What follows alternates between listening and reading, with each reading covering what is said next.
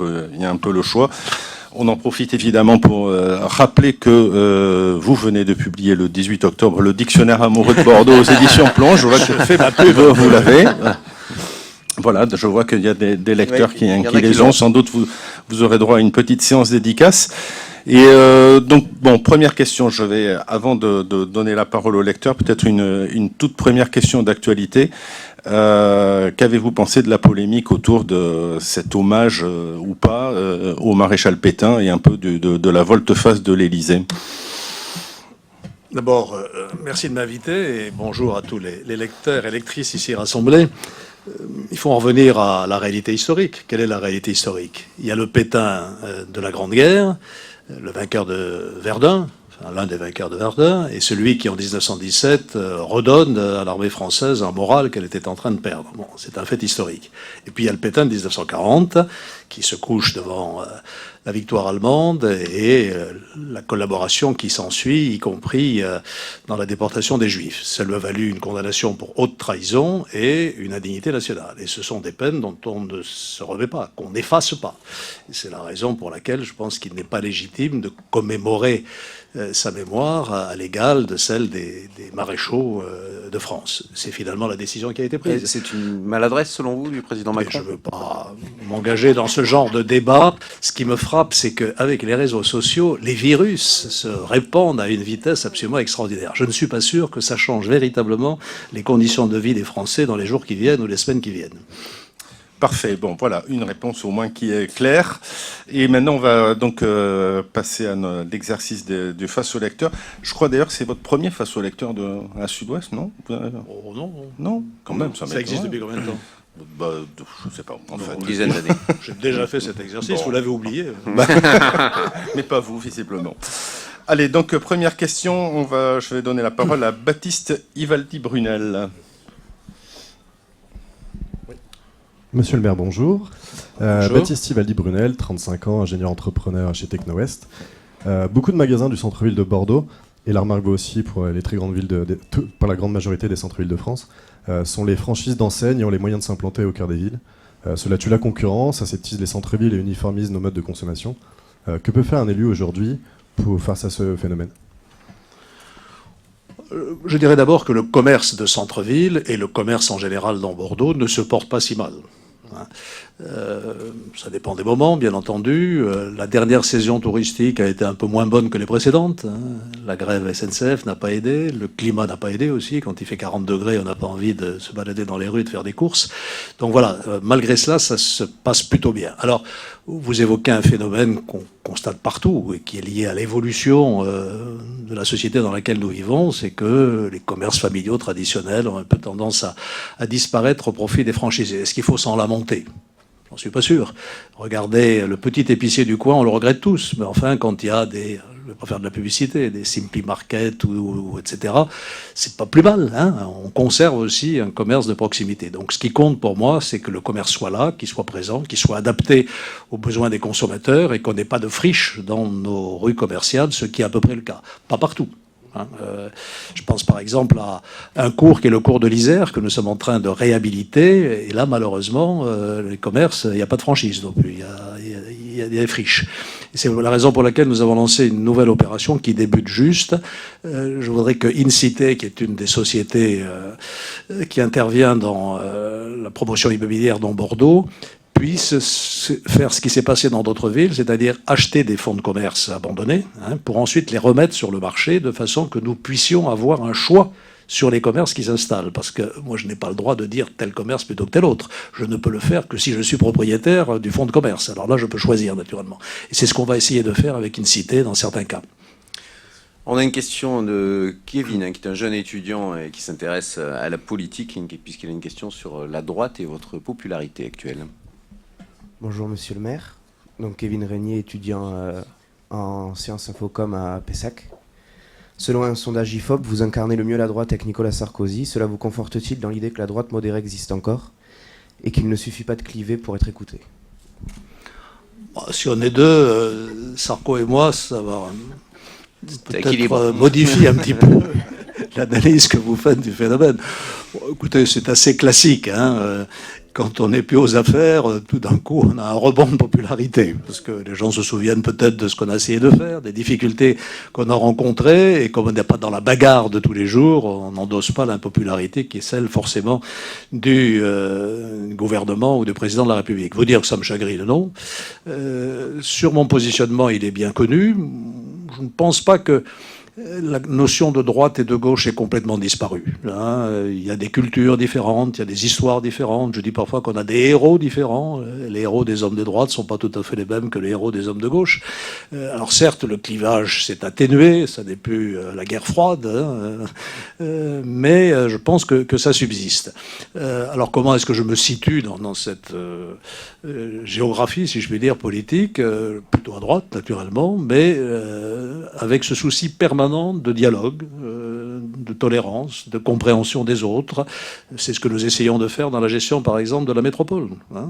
J'ai une majorité qui est à droite, il y a une minorité qui est à gauche, et bien on travaille ensemble. Et on a décidé de le faire, pas dans le dos des électrices et des électeurs, en le leur disant. J'ai fait ma campagne en 2014 en disant, si je suis élu, je proposerai à la minorité de s'associer au gouvernement de la métropole. Et dès le début de la mandature, nous avons publié un accord de gouvernement, entre guillemets, pour dire voilà ce que nous allons faire. Donc voilà, c'est un peu dans cet état d'esprit que je suis, avec un mot que j'utilise souvent, peut-être trop souvent, j'en sais rien, qui est le mot de modération. Regardez ce qui se passe aujourd'hui. Je parlais tout à l'heure des emballements viraux, là, la violence physique, la violence verbale qui est partout. Et se lâcher, vous voyez à qui je pense, c'est pas très difficile. Bon, parfois, j'ai envie de me lâcher aussi, et de dire des choses. Se contrôler, c'est plus compliqué.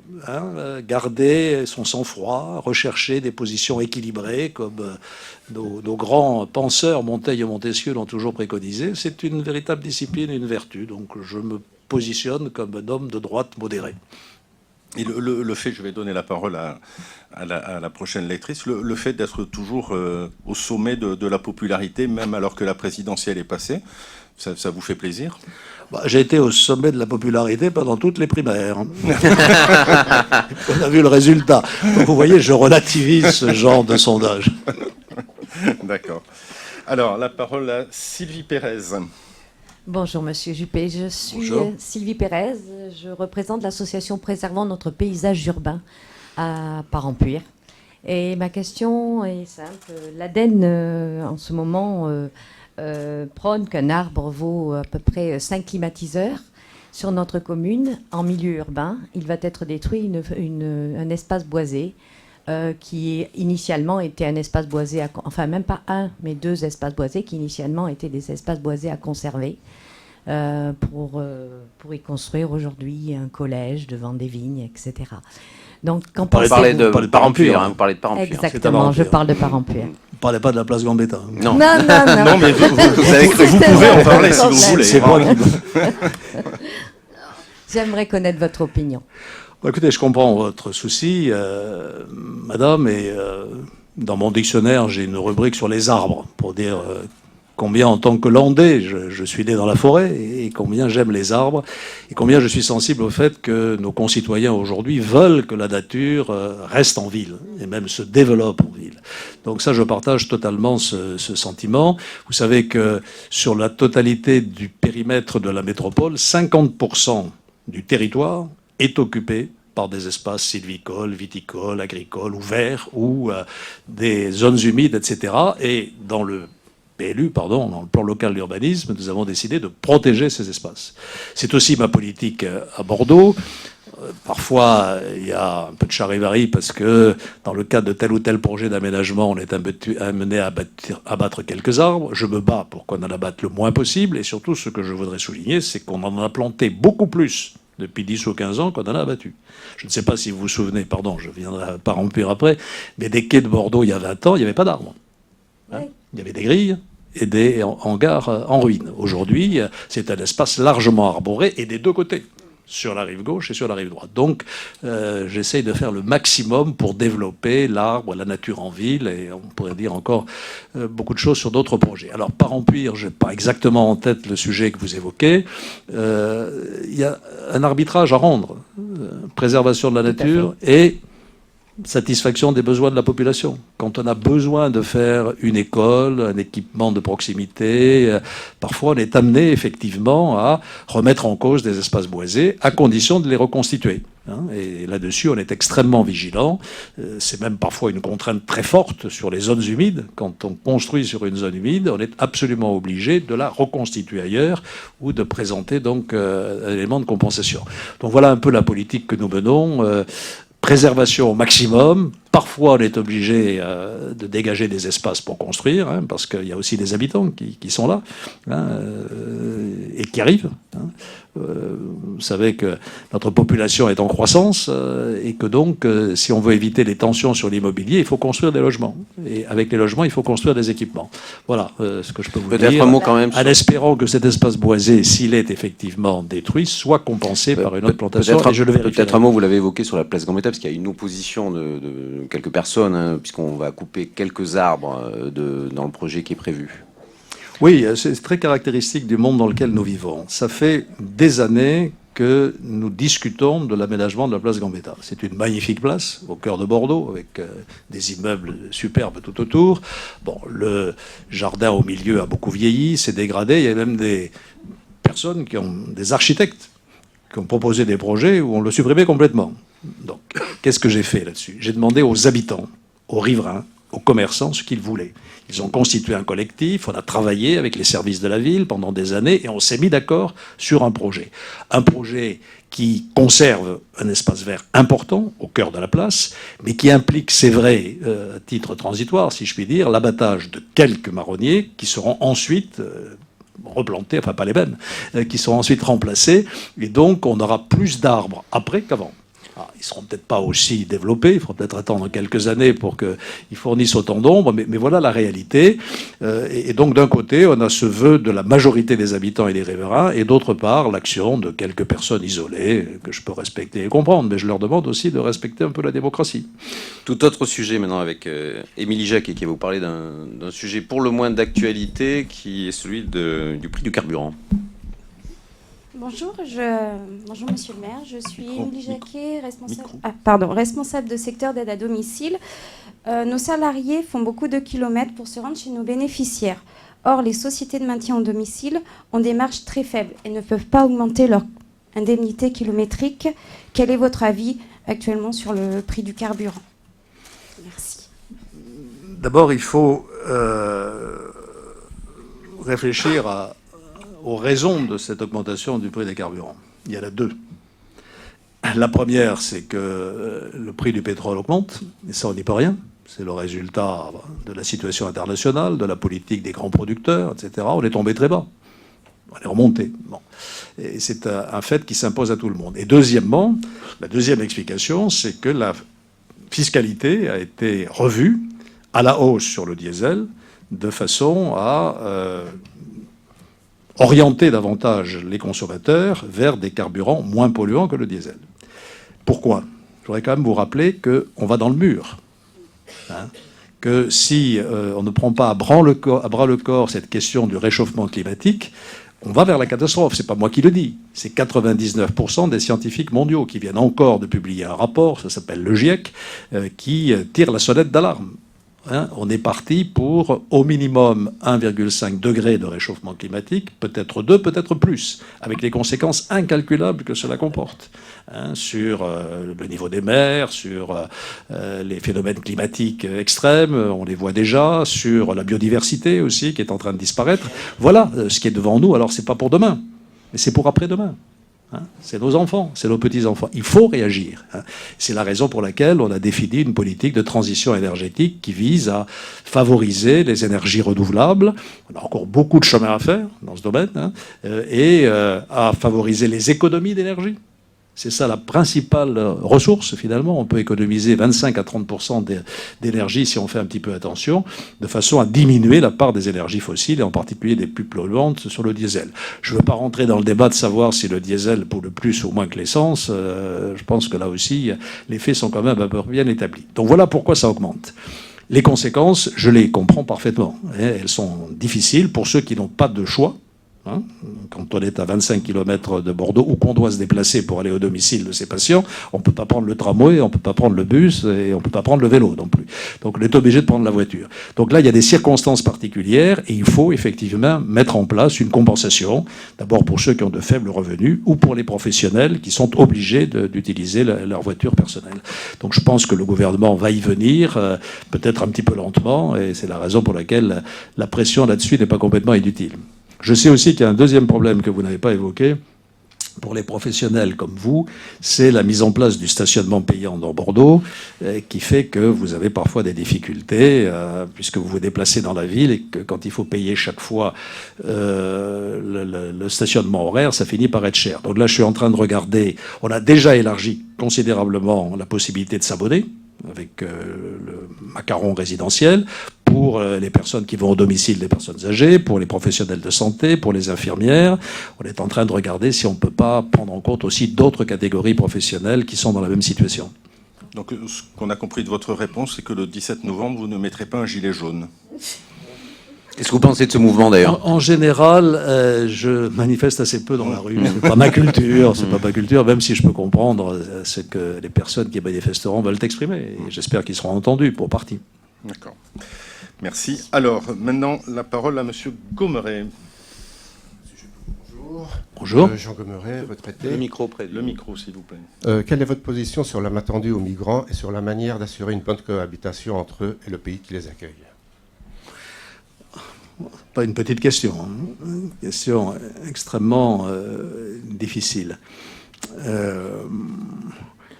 Et une question qui est devant nous, parce que les phénomènes migratoires ne vont pas se calmer. En ce moment, on assiste à quelque chose que vous ne percevez peut-être pas, mais le préfet de Gironde m'en parlait encore très récemment, c'est qu'il y a un flux de migrants qui arrive par l'Espagne et qui passe les Pyrénées.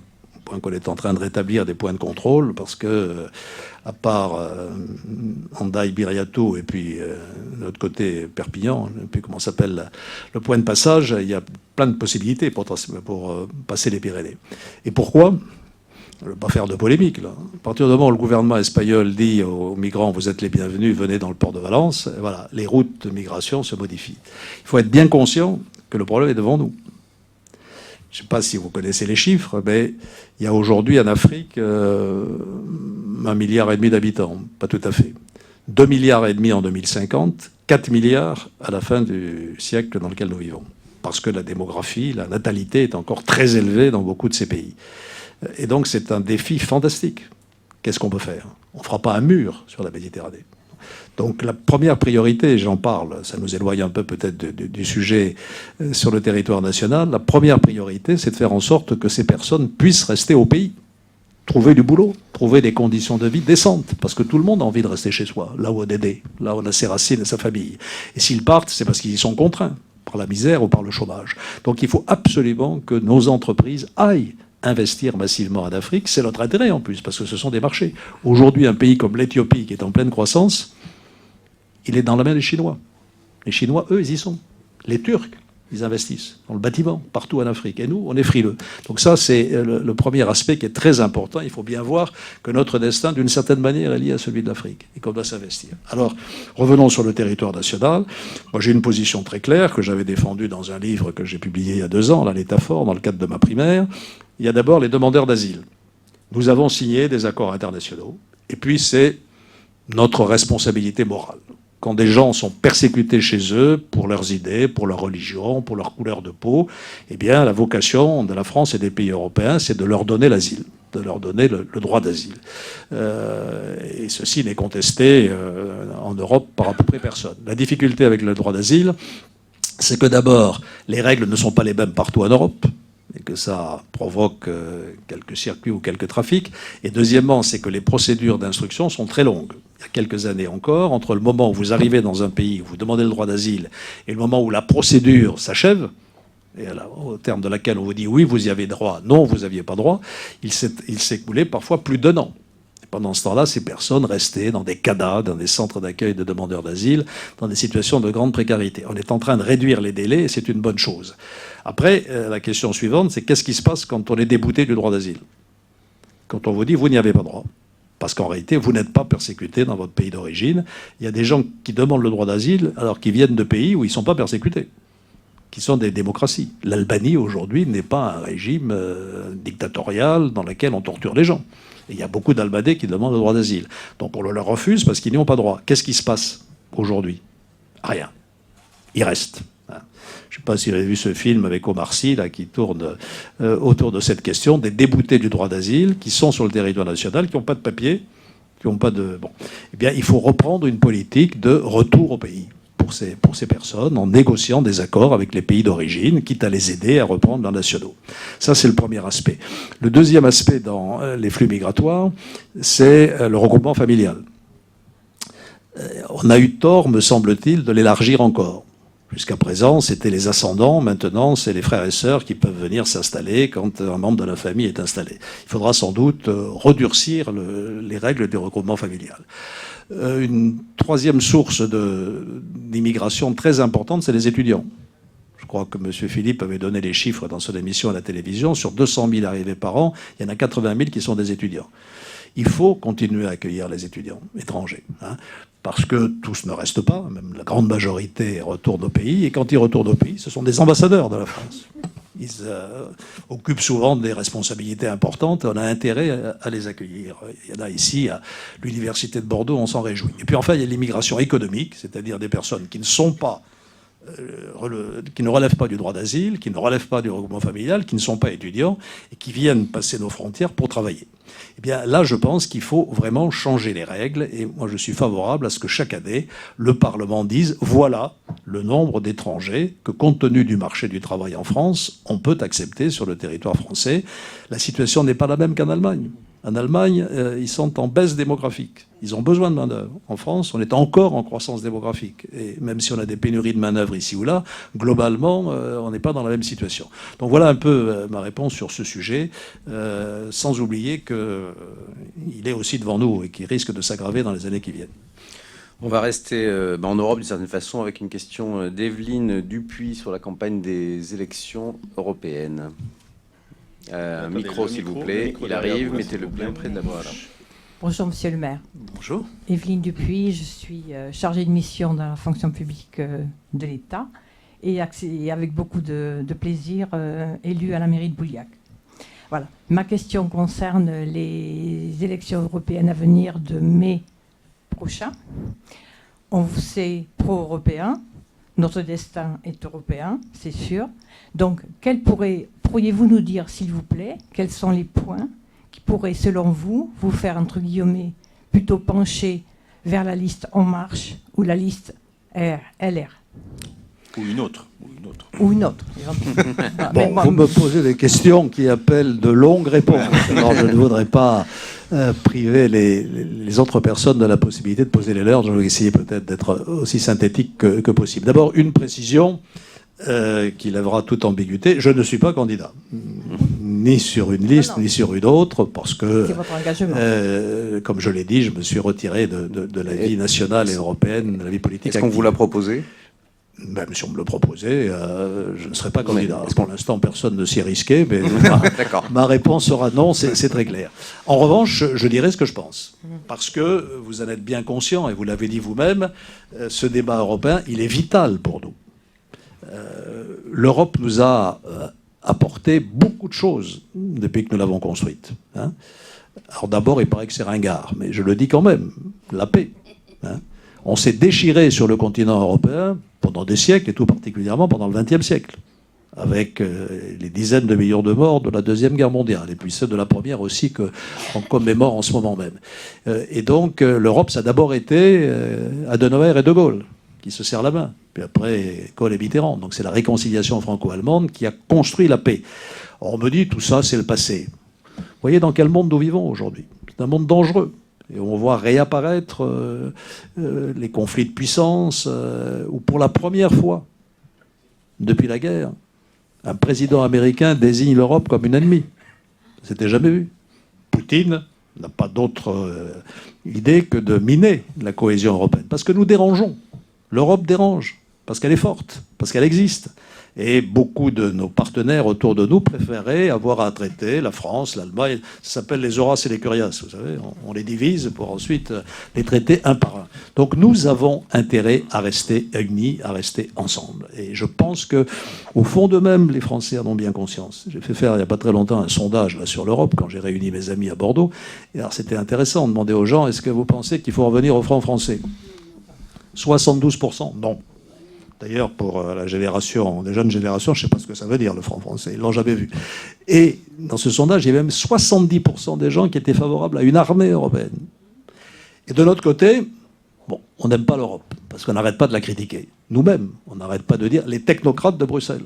Bruxelles a décidé que, etc. Ça ne se passe pas comme ça. Qu'est-ce qui décide à Bruxelles, aujourd'hui ? Les chefs d'État et de gouvernement. C'est pas la commission ou les commissaires, c'est les chefs d'État et de gouvernement, c'est-à-dire des gens que nous avons démocratiquement choisis. Et puis, les règles de Bruxelles, c'est parfois simplement des règles de bon sens. On nous dit pas plus de 3% de déficit, c'est une règle technocratique. Pourquoi on a mis cette règle ? C'est parce que quand on a déficit, qu'est-ce qui se passe ? On emprunte. Et il y a un moment, quand on emprunte trop, les gens ne veulent plus vous prêter. Ou alors ils vous prêtent à des prix, à des taux qui sont prohibitifs. Et on va dans le mur. C'est ce qui est peut-être en train de se passer en Italie. Donc voilà, je ne veux pas développer trop longtemps, mais il faut absolument que nous rappelions ce que l'Europe nous a apporté et pourquoi c'est une garantie, une protection pour nous. Si elle éclatait demain, nous serions les vassaux. Les vassaux des Américains, les vassaux des Russes, les vassaux des Chinois, et ainsi de suite. Et donc, c'est en étant unis que nous pourrons le mieux défendre nos intérêts. Alors, pourquoi est-ce qu'il y a ce désamour d'Europe ? Pourquoi est-ce que les partis populistes qui critiquent l'Europe ont apparemment l'oreille d'une grande partie de nos concitoyens ? Je pense que c'est pour deux raisons essentielles. D'abord, parce que trop souvent, l'Europe a donné le sentiment d'être impuissante. Impuissante à contrôler les flux migratoires, impuissante à relancer la croissance, impuissante à avoir une politique de défense. Regardez les Belges, hein, ils vont acheter les avions américains, donc voilà. Impuissante à se battre vraiment contre le réchauffement climatique, impuissante à bâtir des GAFA, des Google, des Amazon, etc. Et donc il faut d'abord que l'Europe redevienne offensive dans ces domaines, qu'on ait une politique forte de contrôle des flux migratoires, une politique forte de l'économie numérique, une politique forte de l'investissement et de la croissance, une politique de sécurité pour répondre aux attentes des Français. Et donc, il faudra positiver et être offensif. Et deuxièmement, on a perdu la notion du sens. Pourquoi on fait ça ? Pourquoi on est ensemble ? Pour défendre nos intérêts, mais aussi pour défendre des valeurs. On a longtemps pensé que nos valeurs européennes, c'est quoi nos valeurs européennes ? C'est d'abord l'humanisme, l'importance donnée à la personne humaine, à ses libertés fondamentales, aux libertés individuelles, et c'est la démocratie. Hein. Or, ces valeurs, aujourd'hui, elles ne sont plus reconnues comme universelles partout. Les Chinois, ils s'en tapent des droits de l'homme et du citoyen, de l'égalité entre les hommes et les femmes. Et je vois qu'en Afrique, les dictateurs retrouvent la cote. On dit souvent, il y a des pays qui ne sont pas faits pour la démocratie, un bon régime autoritaire leur fera du bien. Mais ce n'est pas nous, ça. Ce n'est pas l'Europe. Nous, on est attachés à ces valeurs fondamentales et il faut que nous les défendions et que nous les affirmions comme telles. Voilà l'enjeu des prochaines élections. C'est pour ça que je me battrai. Alors, je ne vais pas répondre à votre question sur les listes, parce que d'abord, je ne les connais pas. Je ne connais pas les projets. Je regarderai les projets. Si je vous disais que je me reconnais plus dans le discours européen de Laurent Wauquiez que dans celui d'Emmanuel Macron, peut-être que vous ne me croiriez pas. Et vous auriez raison. Voilà. Mais on va voir comment les choses se précisent, quels seront réellement les projets.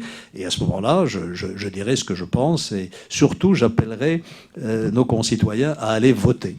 Regardez ce qui s'est passé en Angleterre. C'est ce que disait Nathalie Loiseau, la ministre de l'Europe, quand elle était là il y a quelques jours devant les étudiants de Cambridge. Si les jeunes avaient été votés en Angleterre et en Grande-Bretagne, eh bien le Brexit n'aurait pas triomphé. Hein, et maintenant, ils s'en mordent les doigts. Donc il ne faudrait pas que nos jeunes Français s'en mordent les doigts après aussi, hein, parce que eux, en particulier ceux qui ont fait Erasmus, ils savent bien ce que c'est que l'Europe. Petite proposition d'ailleurs, moi je pense que tous les jeunes devraient bénéficier d'un programme Erasmus. Pas simplement les étudiants, mais aussi les jeunes travailleurs ou les jeunes sans emploi pour leur permettre d'avoir l'occasion de voir ce qui se passe autour d'eux en Europe. Merci. Merci. On va donner la parole à Théo Gillet. On va revenir vers Bordeaux, mais en fait, c'est une question, vous allez voir... On ne parle pas beaucoup de Bordeaux pour l'instant. Mais vous allez voir, on va parler on parle de Parampure, un peu des multinationales, et donc c'est encore un peu en lien avec l'Europe. Donc Théo Gillet, votre question, s'il vous plaît. Bonjour Monsieur Juppé, Théo Gillet, 26 ans, en formation au sein d'une société coopérative d'intérêt collectif qui est chargée du déploiement national du chèque numérique haptique. Bordeaux est la seconde ville de France la plus Airbnbisée après Paris. Quel doit être selon vous le levier pour garantir une offre de logement à destination des étudiants ou des jeunes actifs qui veulent s'installer à Bordeaux, ou de façon plus générale dans la ville touchée par le phénomène? Pour illustrer cette question, mon exemple est significatif. J'ai obtenu un logement il y a une semaine. Je suis récemment arrivé à Bordeaux et par réseautage, par connaissance, je suis passé devant 47 personnes. Merci. Quand un particulier part en vacances et loue son logement, son appartement ou sa maison en allant sur une plateforme, disons Airbnb, il y en a d'autres, mais c'est surtout Airbnb, pourquoi pas? Ça ne dérange personne, ça lui procure un petit revenu supplémentaire et c'est très bien. En revanche, quand vous avez des investisseurs qui achètent des appartements, voire des immeubles entiers, comme à Paris, pour les mettre ensuite sur Airbnb, ça c'est plus du jeu. Et c'est inacceptable. Pourquoi? Parce que ça a des conséquences extrêmement négatives. D'abord, c'est une concurrence déloyale vis-à-vis des hôtels, qui payent tous leurs impôts. On a obtenu que Airbnb prélève la taxe de séjour, mais ça n'a pas été sans mal. Mais il y a d'autres impôts qui ne sont pas payés. Deuxièmement, ça exclut d'autres locataires potentiels. Et vous avez raison de parler des étudiants, qui très souvent trouvaient des colocations en centre-ville et qui aujourd'hui sont évincés par la plateforme Airbnb. Et troisièmement, ça aussi c'est un phénomène très pervers qu'on ne mesure pas très très bien, ça change la nature du quartier. Parce qu'il n'y a plus de population fixe. Les gens changent tous les 15 jours, toutes les 3 semaines. Et donc, ils n'ont pas le même intérêt pour le quartier, pour les commerces de proximité, etc. etc. Donc, c'est un phénomène très pervers. C'est la raison pour laquelle nous avons décidé de le contrer et d'essayer d'inverser la tendance. Comment? On s'est un peu inspiré de ce qu'ils font à Paris, parce que Paris est aussi très touché par le phénomène. Dans les arrondissements centraux de Paris, il y a des immeubles entiers qui sont sur Airbnb. Alors, qu'est-ce qu'on a instauré? On a instauré d'abord une déclaration obligatoire. Donc, quand vous louez votre logement, vous devez faire une déclaration. Et normalement, la plateforme de location doit donner le numéro d'enregistrement. À partir de là, ça nous permet de vérifier. Ou bien, c'est un propriétaire occupant, et là, très bien, il a le droit de louer 120 jours maximum par an, ou bien c'est un homme d'affaires, si je puis dire, un investisseur, et là, il y a une règle qui résulte de la loi, s'il transforme son local en local commercial, il doit proposer en compensation un local d'habitation dans le même périmètre. Et ça, vous voyez bien que ce n'est pas possible pour la plupart d'entre eux. Donc, c'est un frein très net. Voilà le dispositif qu'on a mis en place. Ah, maintenant, il faut le faire appliquer. C'est ça qui est difficile. Donc nous avons créé une brigade de vérification. Il y a 4 ou 5 agents que nous avons recrutés. Et ils commencent à faire le tour dans les quartiers pour vérifier que, évidemment, il y a eu une procédure de déclaration. Bon. Et on a commencé à dresser des procès-verbaux et à transférer certains dossiers au tribunal pour que la justice puisse se prononcer. Ça commence à donner un petit effet. Et on me dit qu'il y a eu des désinvestissements, c'est-à-dire des investisseurs qui ont commencé à remettre leur logement sur le marché. Bon, c'est un peu limité, hein, je dois le dire, mais il faut continuer dans cette direction et on va tenir bon face à des plateformes qui sont très réticentes, hein, qui se battent avec beaucoup de moyens. Bon. Sur le logement étudiant, qui est votre cas plus particulier, on est débordé. Je le reconnais. Alors pourquoi ? Pas parce qu'on n'a pas anticipé, parce qu'on a fait un gros effort. Quand je dis on, c'est la région, dont c'est la responsabilité, qui a beaucoup construit des résidences étudiantes. La ville aussi, on a fait des résidences étudiantes. On n'en a pas fait assez. Et on n'a pas vu l'augmentation extraordinaire du nombre d'étudiants à Bordeaux. Il faut savoir qu'aujourd'hui, j'ai du mal à obtenir les vrais chiffres. Il y a plus de 90 000 étudiants à Bordeaux. 92, 93, 95, et on me dit dans 2 ou 3 ans, peut-être 100 000. Dans une agglomération qui comporte 750 000 étudiants. C'est-à-dire que beaucoup plus... habitants, pardon. C'est-à-dire que beaucoup plus d'un habitant sur 10 est un étudiant. Et donc, il faut qu'on augmente absolument notre offre. La procédure contre Airbnb, enfin, contre les abus de Airbnb ne suffira pas. Il faut aussi qu'on construise des résidences, et des résidences de jeunes travailleurs et des résidences d'étudiants. Et on va le faire. Ah, il ne faut pas s'en plaindre, hein, parce que c'est formidable d'avoir autant d'étudiants à Bordeaux. L'université est un facteur de rayonnement de notre ville, d'attractivité économique, culturelle, intellectuelle. Et puis c'est très bon pour l'animation de la ville. Je dis toujours, c'est très bon pour l'animation diurne de Bordeaux et pour son animation nocturne. Moi aussi. Et ça, parfois, ça pose quelques petits problèmes. Je viens de créer, il n'y a pas très longtemps, un conseil de la nuit pour qu'on puisse réfléchir justement à la manière de concilier ceux qui veulent dormir et ceux qui veulent faire la fête. Vous voyez que c'est parfois un peu un casse-tête. Juste avant de passer à la question suivante, sur les contrevenants Airbnb, c'est combien de procédures? Une dizaine de cas à peu près? Attendez, je me semblait qu'on m'avait donné des chiffres, là, je ne sais pas. 80 procédures sont en cours depuis le 1er mars, parce qu'on a mis en place le dispositif au 1er mars. Et on me dit que c'est un résultat encourageant. Très bien. Le message commence à se diffuser. Mais ça, c'est mes services qui me disent ça, ils sont toujours optimistes. Merci de cette précision. Allez, on va passer à une question de Bernard Emery, un heureux retraité d'Arcachon, qui a lu votre dictionnaire amoureux de Bordeaux, apparemment, monsieur Juppé. Le micro. Prenez le micro, monsieur Emery, s'il vous plaît. Merci. Et vous êtes dans Dernos. Bonjour, monsieur le maire. Pardon? Vous êtes dans Dernos, en fait, je crois. Précisément dans Dernos, avec notre ami Jean-Pierre Lolo. Le bassin. Avec, très ami avec Jean-Pierre Lolo. Il revient maintenant, non? Je crois, c'est prévu. J'étais adjoint à la mairie avec lui. Mais je voudrais vous parler de votre dictionnaire, dans lequel vous faites l'éloge d'une dame que j'admire beaucoup, qui est Aliénor d'Aquitaine. Et à ce sujet, j'ai été personnellement un peu déçu, et je voudrais votre avis de savoir pourquoi on n'aurait pas donné son nom à notre nouvelle région, puisqu'elle a en fait le même périmètre, quasiment. Et dans le même ordre d'esprit, ce découpage qui avait été fait des grandes régions avait pour but, théoriquement, de faire des économies. Et je ne suis pas certain, je crains fort d'ailleurs que ça s'est plutôt abouti au contraire. J'aimerais bien savoir ce que vous en pensez. Bon, ça c'est beaucoup de questions à la fois. D'abord un mot de mon dictionnaire. Ça m'a demandé beaucoup de travail, beaucoup de recherche, beaucoup de lecture. On ne se relie jamais assez. Et j'ai découvert que j'avais écrit une inexactitude. Voilà, je prête à Renzo Piano le palais de justice, alors que c'est Richard Rogers. Ce sont deux architectes qui ont beaucoup travaillé ensemble, Piano et Rogers, notamment pour le Centre Pompidou, et je les ai un peu confondus. Vous voyez qu'on ne se relie jamais assez. Donc, voilà, la rectification est faite. Aliénor, une femme extraordinaire. Si vous voulez en savoir plus, lisez un petit bouquin qui est paru dans le livre de poche qui s'appelle Aliénor de Laurence Pernoud, où elle raconte sa vie. C'est une jeune femme brillante, son père est duc d'Aquitaine, elle a une éducation brillante, ce qui n'était pas toujours le cas des femmes à l'époque, enfin c'est une aristocrate évidemment, et donc elle aime la musique, elle reçoit à la cour de son père les troubadours, etc. Très cultivée. Elle est belle, je dirais pas légère, mais enfin bon, un peu, je rentrerai pas dans les détails de sa vie. Et il lui arrive une chose extraordinaire, c'est qu'elle est successivement reine de France et reine d'Angleterre. Elle commence par épouser le dauphin du roi de France, ici à Bordeaux, à la cathédrale Saint-André. Le père de son mari meurt et son mari devient roi de France et elle devient reine de France. Et elle reste reine de France pendant plusieurs années. Elle s'amuse pas vraiment, parce que son mari, qui est Louis VI, si je me souviens bien, est plutôt moine que troubadour. C'est Louis VII.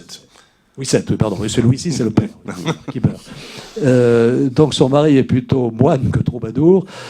Bon, les historiens ne sont pas d'accord. Certains pensent qu'elle le trompe un petit peu, notamment pendant la croisade. Enfin bon, peu importe.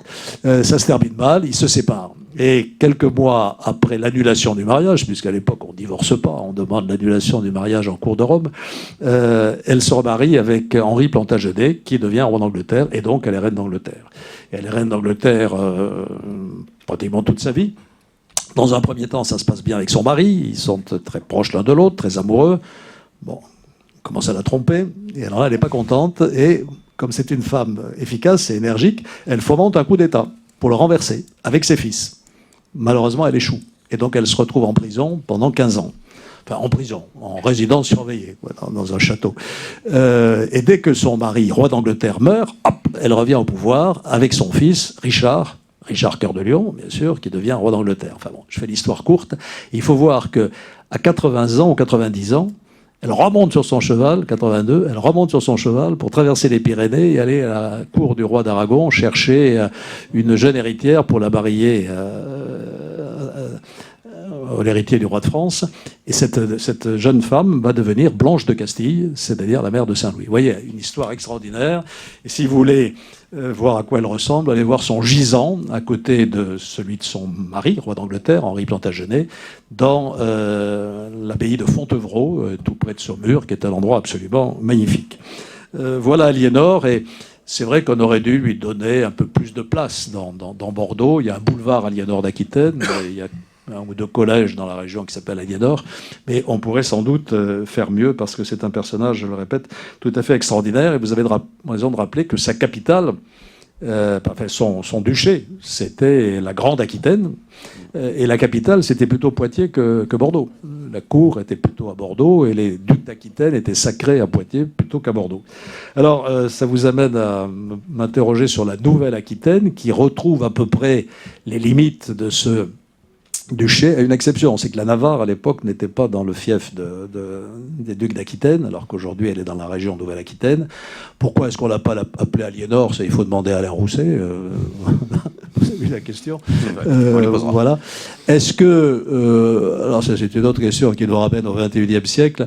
C'est une bonne idée d'avoir fait une aussi grande région? J'en suis pas sûr. J'en suis pas sûr. Alain Rousset, avec qui j'ai des relations très amicales, comme vous le savez, me dit qu'il passe sa vie en voiture pour aller de Guéret à Pau ou de Andernos jusqu'à je sais plus où, enfin en Lot-et-Garonne, oui, et en Dordogne. Oui. Donc voilà, ça n'a pas généré des économies d'échelle et ça ne simplifie rien parce que ça éloigne le pouvoir de décision du citoyen. Je pense malheureusement que c'est irréversible et qu'on n'y reviendra pas. Madame Carole Howard, s'il vous plaît. Je prononce à l'anglaise parce que madame est anglaise. Bonjour. Bonjour. Ça marche? Oui. Oui, allez-y. Carole Howard. Oui, je suis sur le bassin d'Arcachon aussi, et je suis formatrice en français, langue étrangère et anglais. Question qui n'a rien à voir. Contrairement à la majorité des Français actuellement, vous semblez de plus en plus proche de M. Macron. Quelles sont vos raisons?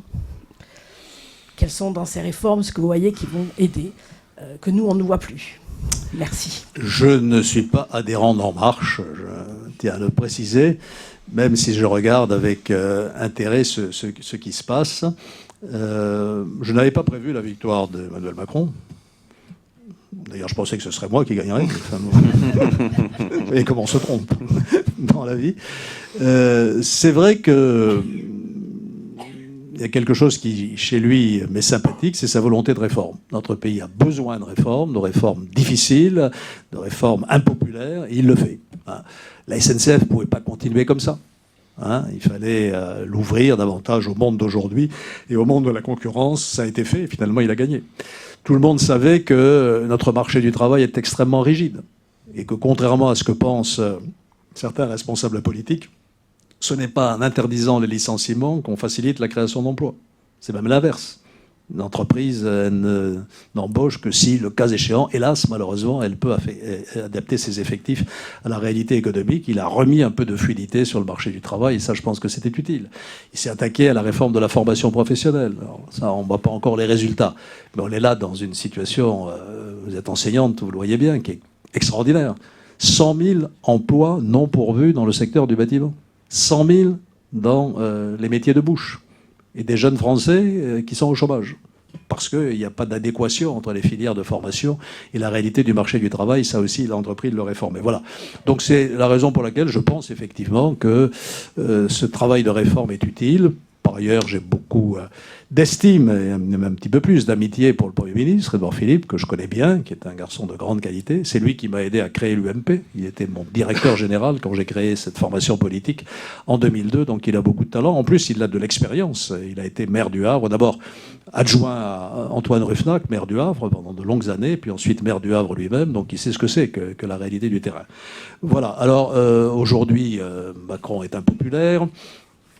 Bon, ça arrive à tout le monde. Je ne suis pas sûr qu'en 96, j'ai été beaucoup plus populaire. Mais enfin bon, c'est vrai que ça s'est mal terminé. Je ne lui souhaite pas. Voilà.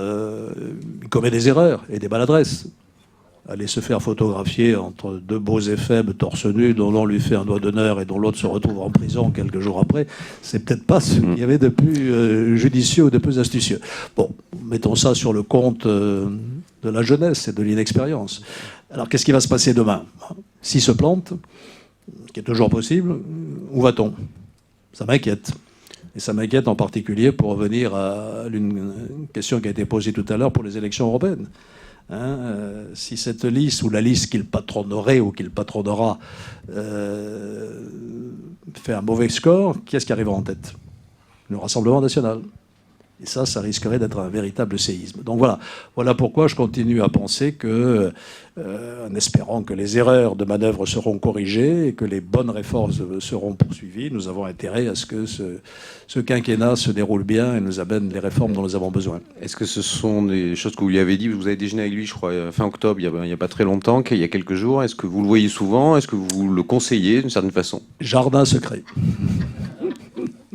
Allez, une autre question plus bordelaise cette fois, avec Béatrice Géry, un sujet de préoccupation majeure des Bordelais et des habitants de la métropole, celui de la circulation et des embouteillages.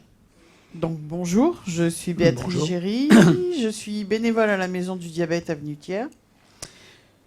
J'habite sur la rive droite à Senon avec mon mari.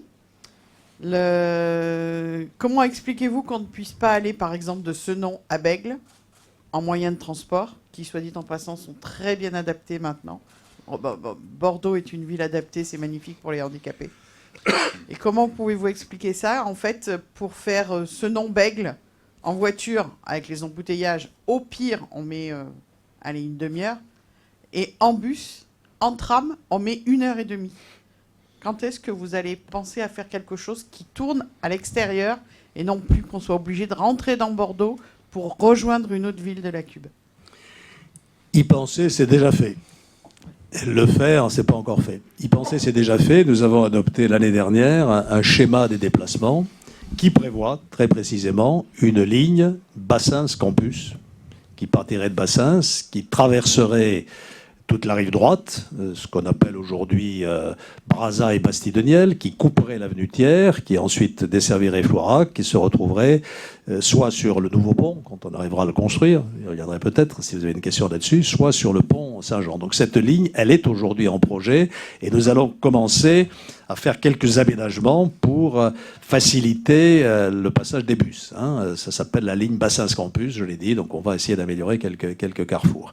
Donc voilà, il fait un peu de patience. Je reconnais qu'aujourd'hui, cette ligne n'existe pas, mais elle est bien en projet. Ça sera soit un tramway, soit un bus à haut niveau de service. Et là, il y a un grand débat en ce moment. Tous les élus veulent des tramways, parce que ça fait partie du standing. Il faut voir qu'un bus à haut niveau de service, ça prend moins de passagers, mais ça peut être aussi rapide qu'un tramway. Et c'est 3 fois moins coûteux, puisqu'il n'y a pas de rail. Et on n'est pas obligé de refaire les réseaux. Donc, j'espère qu'on va pouvoir réaliser le bus à haut niveau de service qui ira de Saint-Aubin-du-Médoc jusqu'à la gare en passant par Codéran. On a quelques ennuis là-dessus avec des recours, mais on va le faire. Et je suis sûr que quand il fonctionnera, les gens commenceront à se dire, tiens, après tout, un bus à haut niveau de service, notamment pour les personnes handicapées, ça offre le même confort, puisqu'il y a des quais aussi, des facilités d'accès, et ça coûte beaucoup moins cher. Donc voilà, on va le faire. Plus généralement, j'ai bien conscience qu'aujourd'hui, la circulation est difficile. Si vous connaissez une agglomération comparable à Bordeaux où la circulation est facile, donnez-moi le nom et j'irai avec vous voir. Toulouse, Marseille, Lyon et quelques autres, c'est pas le paradis. Il ne faut pas s'y résigner, bien entendu. Alors, quelle est la politique que nous essayons de mener? D'abord, développer les infrastructures. La ligne D du tramway va être achevée l'année prochaine, et donc elle permettra de desservir ce qu'on appelle le cadran nord-ouest où habitent 150 000 habitants, jusqu'à Aisine, et après au-delà, jusqu'à Saint-Médard-en-Jalles. La ligne Bassins-Campus, dont j'ai parlé. Il faut absolument qu'on fasse aussi des lignes circulaires, pour qu'on ne soit pas obligé de passer par la place des Quinconces pour aller de Bègles à... Vous m'avez dit Bassins? Non, Lormont, Senon. Donc tout ça est programmé aujourd'hui, mais ça ne suffira pas, naturellement. Le deuxième objectif, c'est de développer le ferroviaire. Il y a une ligne de chemin de fer de ceinture, il y a des gares en étoile autour de la gare Saint-Jean. nous n'utilisons pas suffisamment dans notre agglomération les TER. Et c'est une discussion que j'ai en ce moment avec la SNCF et avec la région pour développer ce trafic de TER. Notre réseau bus tramway transporte 150 millions de passagers par an. Les TER, c'est 35 000 par an, pas par an, par jour, donc ça doit faire beaucoup moins à l'année. Donc vous voyez. Donc on a là une possibilité, en réouvrant des gares, en faisant en sorte que les dessertes soient plus régulières. C'est le deuxième objectif. Le troisième objectif, c'est de faciliter dans le centre-ville, pour diminuer et même en dehors du centre-ville, les modes alternatifs et les modes doux. Le vélo. Donc j'ai été voir dans d'autres villes ce qui se passe. On a encore des progrès à faire. On vient d'adopter un plan vélo qui va nous permettre de faire des pistes plus confortables et plus sûres. Quand j'étais à Copenhague, on m'a montré un sondage. Pourquoi est-ce que vous utilisez le vélo? Est-ce que c'est pour défendre la planète contre la pollution? Réponse 7%. Est-ce que c'est parce que le meilleur moyen pour aller d'un point à un autre, notamment de chez vous au domicile à votre travail? Réponse 70%. Donc, ce qui pousse les gens à utiliser le vélo, c'est la commodité, c'est la rapidité, c'est la sécurité. Il faut qu'on fasse des progrès encore dans ce domaine, même si on n'est pas mauvais. Dans le centre de Bordeaux, 13% des déplacements se font à bicyclette. À Copenhague, c'est 50%. Donc ça, on va oublier, on n'y arrivera pas. Mais enfin, donc développer ces modes alternatifs. On est confronté aujourd'hui à la marche à pied aussi. Le mode de déplacement qui a envie d'aller le plus progresser au cours des années, c'est la marche à pied. Et il faut favoriser la marche à pied. De meilleurs trottoirs, plus sécurisés, et des itinéraires mieux balisés. Puis enfin, ces déplacements, on pourrait dire encore beaucoup de choses là-dessus, mais je n'ai pas parlé de la rocade, etc. Mais une préoccupation aujourd'hui, c'est que Bordeaux, du point de vue de la mobilité, c'est devenu un peu le Far West. L'autre jour, j'étais au volant de ma voiture. Il faut faire attention à tout. Au vélo qui coupe les carrefours sans respecter les feux tricolores, naturellement. Les trottinettes qui envahissent le trottoir. Et une trottinette électrique, c'est 25 km/h. Les piétons qui traversent sans regarder à aucun moment ce qui se passe. Alors aujourd'hui, ils ont priorité absolue, donc il faut faire attention. Donc je vais relancer une campagne sur le code de la rue. Respectons-nous les uns les autres, respectons un certain nombre de règles de vie en commun pour apaiser un peu cette circulation qui devient un peu turbulente. Merci. Allez, une question un peu plus personnelle, mais politique aussi, avec Jérémy Abdillah. Bonjour, Jérémy Abdillah, chargé de communication. Bonjour, monsieur le maire. J'ai une question, oui, a priori légère à vous poser. Pas si légère que ça. Ouais, tout dépend de la réponse. Posez-la. J'aimerais savoir d'un point de vue personnel, quelle est votre plus grande fierté et votre plus grand regret par rapport à votre action à la tête de la ville? Au-delà des grandes généralités sur le fait d'avoir réveillé la belle endormie, y a-t-il quelque chose d'un peu cocasse ou d'un peu anecdotique qui vous rend particulièrement heureux ou qui vous reste en travers de la gorge quand vous y repensez? Bon, une question qui me prend un peu au dépourvu. Des choses cocasses... Il faut que j'y réfléchisse. Il y en a certainement. Ce qui me rend heureux, c'est me balader sur les quais de Bordeaux. Me balader sur les quais de Bordeaux en toute saison et tous les jours de la semaine. Alors le dimanche, je vais souvent faire mes courses au marché qu'on appelle encore le marché du Colbert. Il rappelle le temps où le Colbert était là. C'est pas le marché où les prix sont les plus bas dans Bordeaux. Mais enfin bon, c'est sympathique. Excusez-moi. On m'avait dit de couper les portables. J'avais dit que j'étais à Sud-Ouest. Donc voilà, c'est un lieu de vie. On y fait du sport. Du temps où mes jeux doubles le permettaient, je faisais du jogging beaucoup. Aujourd'hui, on peut faire le tour en passant par le pont Chaban et sur les quais de la rive droite, qui sont aussi très bien aménagés maintenant avec de grands espaces verts. Donc voilà, on peut s'y bronzer l'été, etc. Donc c'est vraiment devenu un lieu de vie. Vous savez, dans les opérations qu'on fait, il n'y a jamais 100% de satisfaits. L'aménagement des quais est plébiscité. Je crois qu'on peut dire qu'il y a 100% de gens qui considèrent que c'est vraiment une réussite. Donc voilà ce qui me fait plaisir.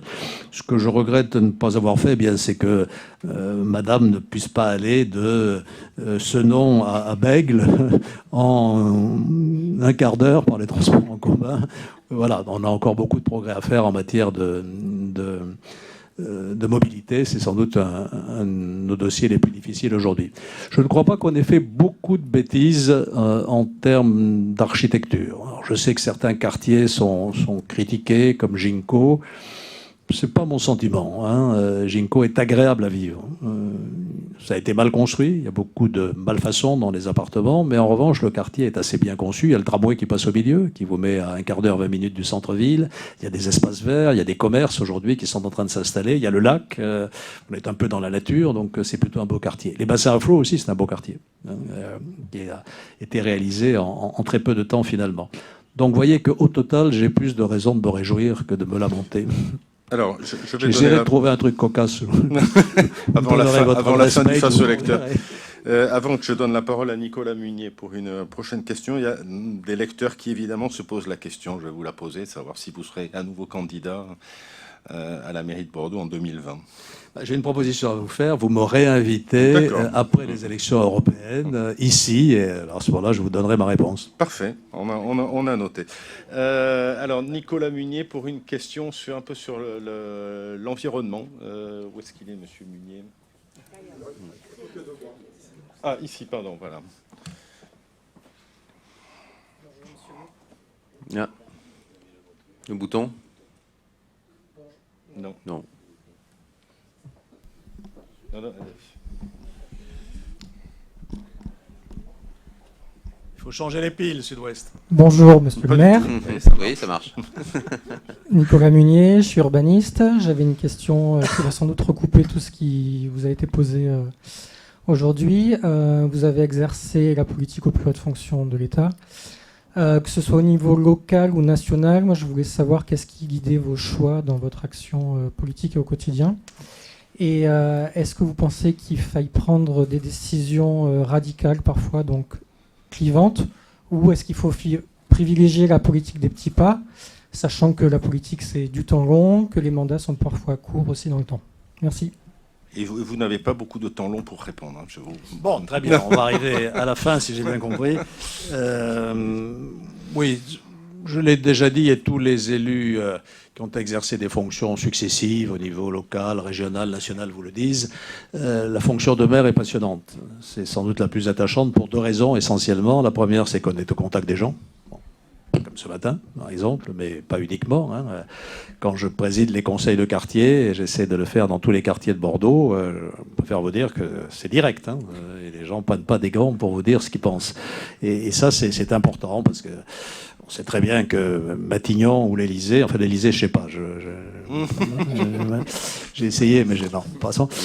On est un peu isolé des réalités, c'est un peu le donjon, alors que dans la vie de maire, on est tout à fait à l'abri de cette dérive. Et la deuxième raison, c'est qu'à condition d'avoir la durée, c'est pour ça aussi qu'il ne faut pas trop se laisser intoxiquer par la durée des mandats, etc. À condition d'avoir la durée, on fait des choses et on voit le résultat de ce qu'on a engagé. On dit, tiens, là, je vais faire une école, et puis on voit l'école. Là, je vais faire un pont, on voit le pont. Enfin, j'en ai vu un pour l'instant, l'autre, j'espère le voir aussi. Donc voilà, on est acteur, on est faiseur. Alors, je ne dirais pas qu'au niveau national, on n'est pas acteur, mais on voit rarement le résultat de ce qu'on a engagé, parce que, voilà, faire voter une loi, c'est une étape. Ensuite, la faire appliquer, c'est une autre paire de manches, et très souvent, ça prend beaucoup de temps. Alors, je reviens à cette idée qu'il faut du temps pour transformer une ville. L'urbanisme, c'est le temps long. Quand vous regardez les grandes métropoles qui se portent toutes à peu près bien, les grands maires dans ces grandes métropoles ont toujours été des maires durables. Hérault a été longtemps maire, Colomb est longtemps maire, et quelques autres. Il faut du temps pour réaliser des choses. Je dis tout de suite que je ne battrai pas le record de Jacques Chaban-Delmas, 48 ans, je m'y suis pris trop tard. Voilà. Alors, deuxième question, les petits pas ou les décisions drastiques, les deux, ça dépend. Il faut essayer de construire des choses par consensus. Je parlais tout à l'heure de la place Gambetta, ça a pris du temps, beaucoup de temps, pour mettre d'accord les commerçants d'un côté, ceux de l'autre, les riverains, etc. Mais au total, on y gagne, parce que quand le projet est fait, il est accepté, sauf par quelques récalcitrants qui viennent d'ailleurs, en général d'ailleurs. Et en revanche, parfois, il faut trancher. Je vais prendre un exemple, le pont de Pierre.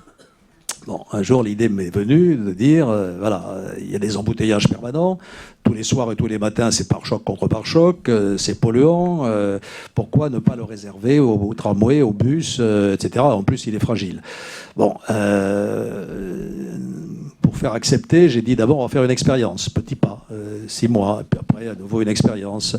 On a vu ce qui se passait, on a vu qu'il y avait autant de gens qui passaient de la rive gauche à la rive droite ou de la rive droite à la rive gauche depuis que le pont est fermé aux voitures qu'avant.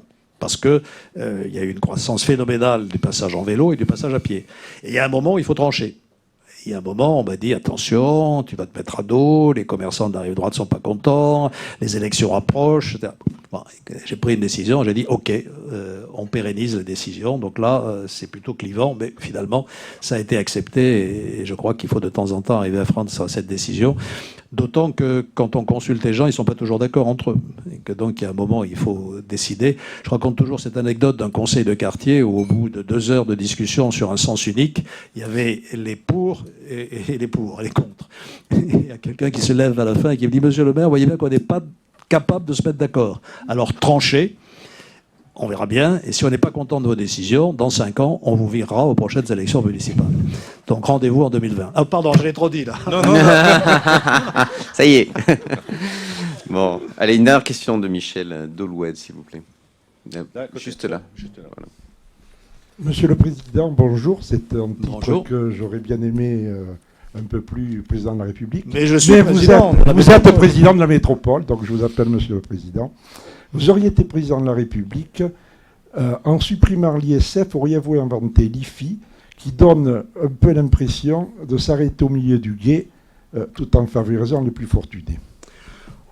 C'est un impôt très difficile à manipuler, si je puis dire, parce qu'il est très populaire, pour la bonne raison que l'immense majorité des Français ne le payent pas.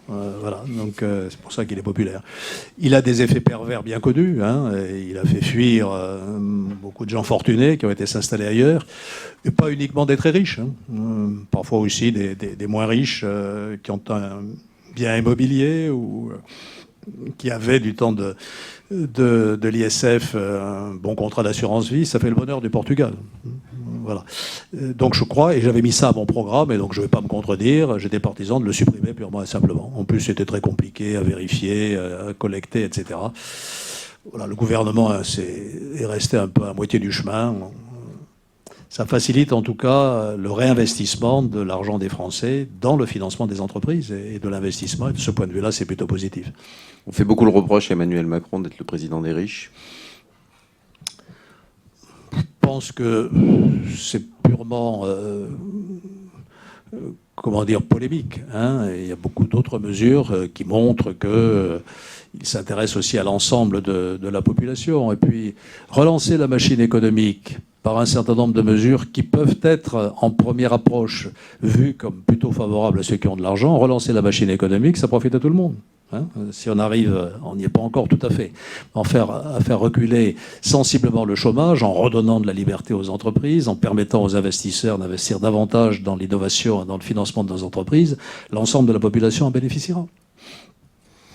Très bien. Écoutez, merci beaucoup, Monsieur le maire. On vous donne rendez-vous donc après les élections européennes ici dans un nouveau J'ajoute face au lecteur. simplement sur ce point, c'est que nous avons en France quand même, il faut en être bien conscient, un modèle social unique au monde.